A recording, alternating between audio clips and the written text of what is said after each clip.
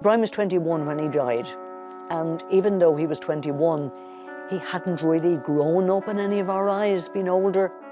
He was still the kid and the baby, even though he's 21 and he thought he was a man out there in the world.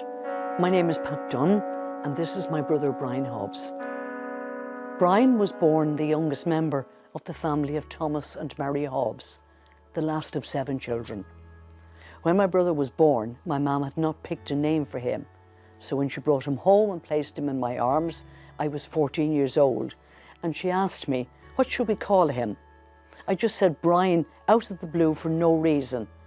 And that day was the beginning of my role as Mammy Pat, and that was to come further down the line. When Brian was a few months old, he developed a strawberry nevus mark on his forehead, which was quite swollen and large. Over the next year, he was seen by a specialist about removing it, so we had a fringe to hide it. Subsequently, he had it removed, so he was allowed to step out of the wrapped in cotton wool time. There was all those years between us, 14 years between us, and when he was 18, Mum went into hospital for a year with TB, so I looked after them all. So he followed me everywhere. He was the baby at the time, possibly spoiled when she was in, because we couldn't go to see her for a full year. I was 14, Dad had to go to work, so yeah, that's how I became Mammy Pat. And the sad thing was, when she came home after the year, he stood beside me, held my skirt and looked and goes, "Who's she?" Now, that was hard, I can think, for my mum, but he hadn't seen her for a year as an 18-month-old or whatever. But yeah, growing up, everyone loved him. Brian continued into school like his brothers and sister before him, Gardner Street Junior School and St. Canice's Boys School and O'Connell Secondary School for a year. My family had moved in 1971 to Yellow Road in Whitehall, and Brian attended St. Aidan's Secondary School on Collins's Avenue. He went through school fine, he wasn't very sporty, he leant more towards the academic side of things. He loved music and clothes, and around the time of the intercert exams, he started to get restless, wanting to leave school. Mum and Dad insisted on him doing the leaving certificate, and of course Brian chose a course. He went for a catering course with Anko, and he was accepted. He was accepted into Rockwell Hotel and Catering College in Tipperary, and Brian took to this like a duck to water. Brian spent 2 years there and excelled. He went on to win a gold medal which he represented Ireland for the catering section, wine waiting. During his time at Rockwell, the college placed students in catering places during their term breaks. Brian worked in the Barge restaurant on the Barrow and the Great Southern Hotel, to name just 2. It was all experience to the students. When he finished his 2 years and having received his medal, he was sought after to join a catering team going to Zurich in Switzerland. At that time, the old Jury's Hotel was sold and had moved from Dublin 4, but the contents of the James Joyce Bar were shipped to Zurich, and so Brian began his career journey. Life was good for him. Brian loved his work and made many friends and did some travelling to places like Paris, etc. He celebrated his 21st birthday in Zurich on the 11th of November 1980 with friends and parties. One of the gifts he received was a handmade leather belt with the letter B as a buckle. Brian finished his time in Zurich in December 1980 and returned home to continue his career.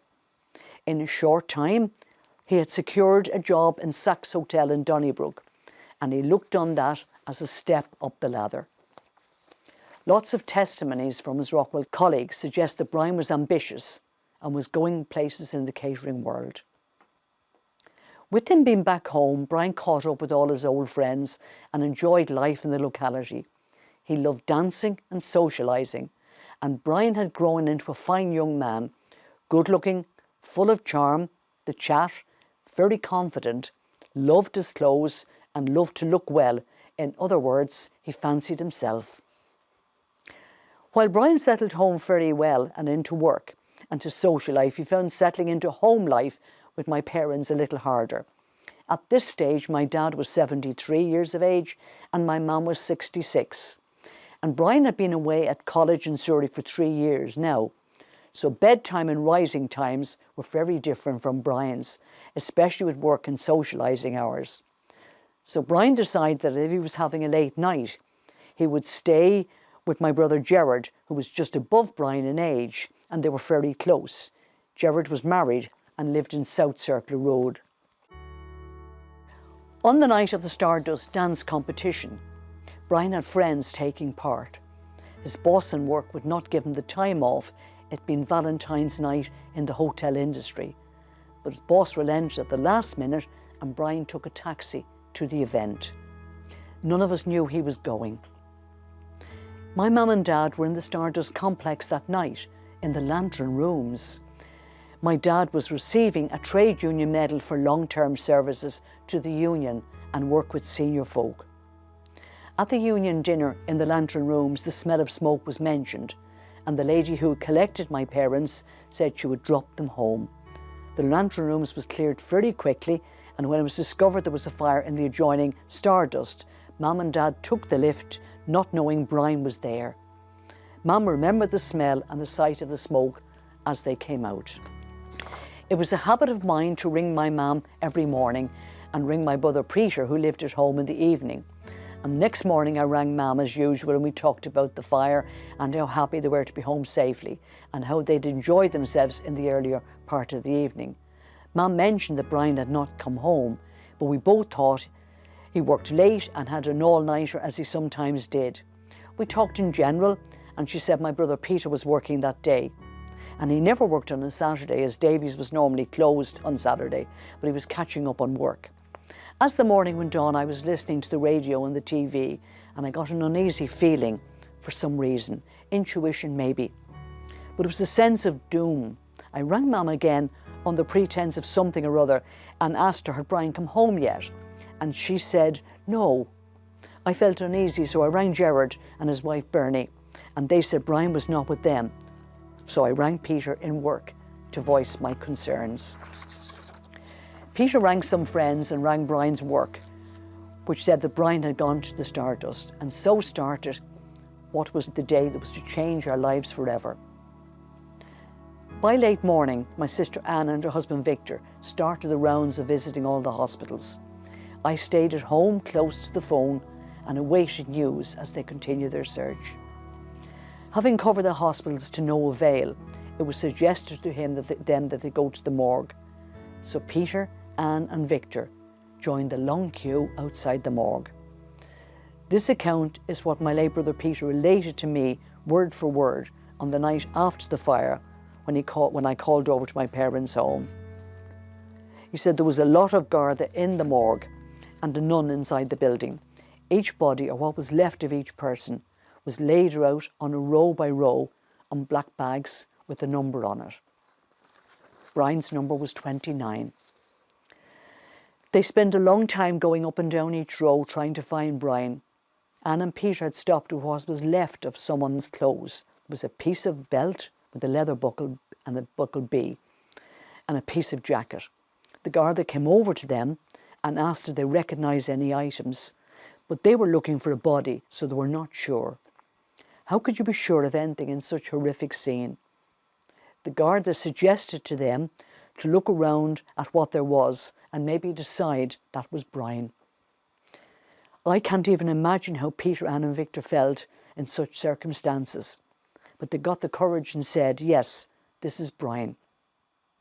They had to sign some forms and then they came out into the daylight to allow the next family or person to go in and look for their son, daughter, brother or sister. Peter rang me from the phone box outside to confirm they'd found Brian and arranged for me to contact all the other family members. Anthony was in London, John was in Belfast and Gerard at home. So Peter, Anne and Victor went home to my parents in Whitehall, but decided not to tell them just yet. I think they'd had to digest it all themselves. It was one of the hardest things to ring my other brothers and tell them what had happened to Brian. He was the youngest, the kid and the baby. Since then, I think we all went into shock and started to arrange what needed to be done without really processing what had happened. I seemed to repeat the story so many times to family members and friends. Anthony had to arrange flights and John to come down from Belfast. Peter rang me at home in the afternoon for myself and Dennis to come over to Mum and Dad's, because all the news of those identified were coming up on the 9 o'clock news. When we arrived at my family home that evening, Peter, Anne, Victor, Gerard and his wife Bernie were there with Mum and Dad. And I think Mum realised that something had happened. Peter said he'd just spoken to the two of them, but it had not sunk in until the news started and Brian's name on the screen was scrolled down. What happens next stays with me to this day. My dad just started to wail and scream and shout, "No, no, no." Mum just stayed in stunned silence, staring at the screen as the name scrolled down. I think for the rest of us, it was just shock, so real and very hard to comprehend. I can't remember much about the rest of that evening, but we went on home at some stage to collect our boys from our friends who promised to come back tomorrow. We lived on the south side of Dublin, and the next day was Sunday, so I went over to Mum and Dad's to start making arrangements with Peter for Brian's funeral as soon as my other brothers and families could come home. I remember so clearly sitting on Brian's bed in the room he shared with Peter, and Peter looking at me fairly distraught and asking, did I do the right thing? I was stunned and asked what he meant, and what he said next was heartbreaking. Maybe it wasn't Brian I identified. Maybe he's out there somewhere. Maybe he's too scared to come home.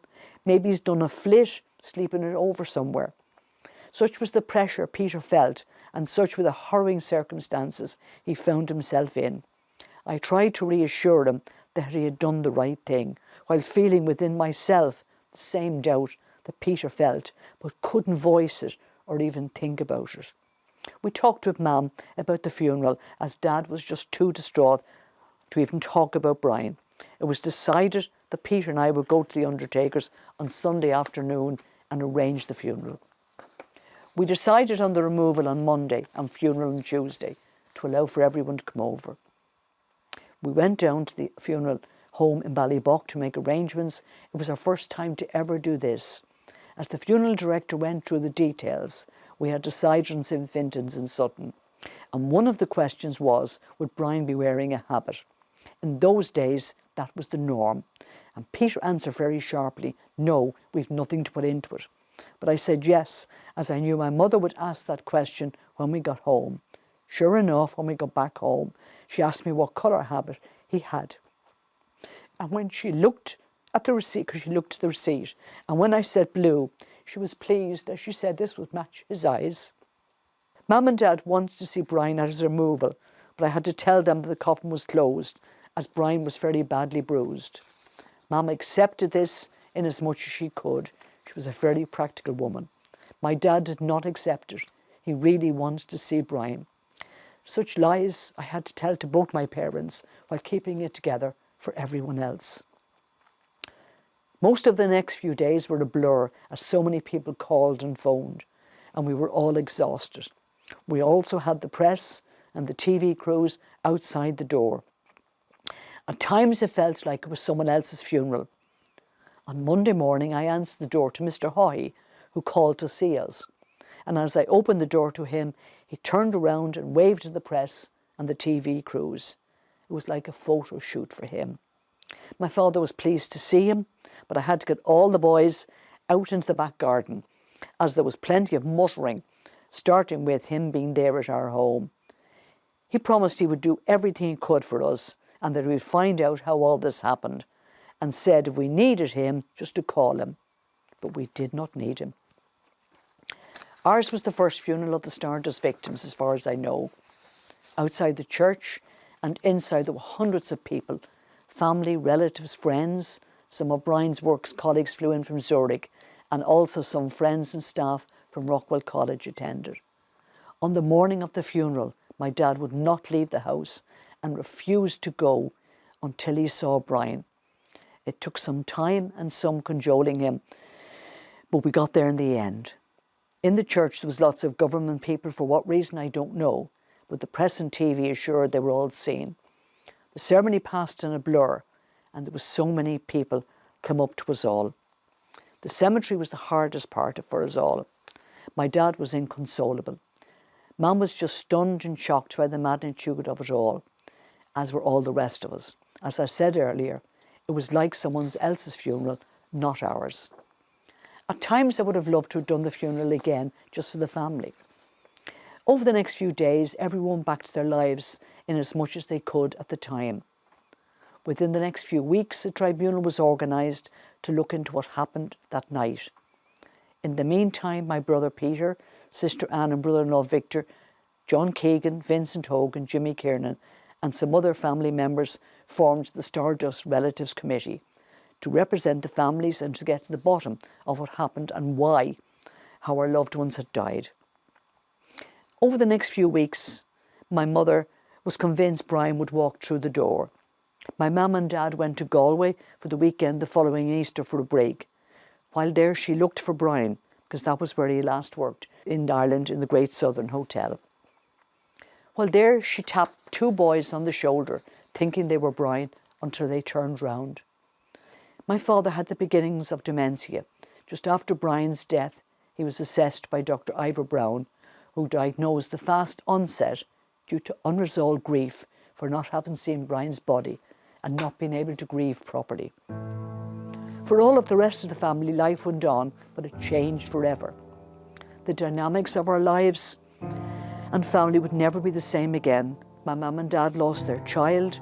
We lost our youngest brother, the kid and the baby, in such awful circumstances. There was a sadness about us all that was to stay with us and cause a huge chasm within most of the family members. This manifested itself in alcohol abuse, mental health issues, and finally early death for some of them. I am the last of 7 children, and it's very hard. Brian had a great future ahead of him, having done so well in Rockwell and Zurich. He was ambitious and going places in his chosen career, and all of that was taken from him and my family. Brian had just become a number. In the following years, we discovered he had become a dad. His girlfriend in the summer of 1979 had become pregnant, and his son was born in 1980. With Brian's tragic death and the circumstances around it, we did not know about this till many years had passed by, and by then it was too late for my parents to welcome a grandchild. Brian would never live to be a dad, to see a son and a granddad to his son's 2 sons. So a whole generation was lost. Also for us, a brother and an uncle to our children, and a cousin to nephews and nieces. It is important for me to find certain closure for all my family, some answers, and finally justice. Remembering today the Hobbs family members who are not with us anymore: Thomas and Mary, Anthony, John, Peter, Anne, Gerard, and of course Brian. Sometimes I think about it and stop and go, where would he be today? And he was 62 last November. Would you still see Brian with a little baby face? We don't see him at 62, we still see him like the kid and the baby. And that's our Brian.